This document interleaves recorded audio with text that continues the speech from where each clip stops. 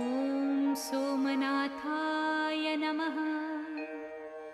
ॐ मल्लिकार्जुनाय नमः। ॐ महाकालेश्वराय नमः।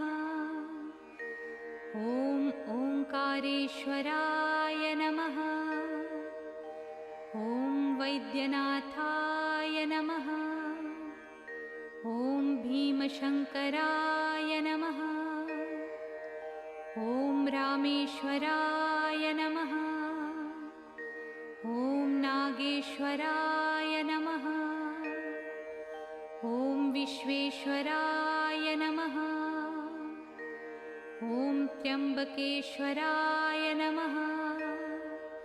ॐ केदारेश्वराय नमः। ॐ भुस्मेश्वराय नमः।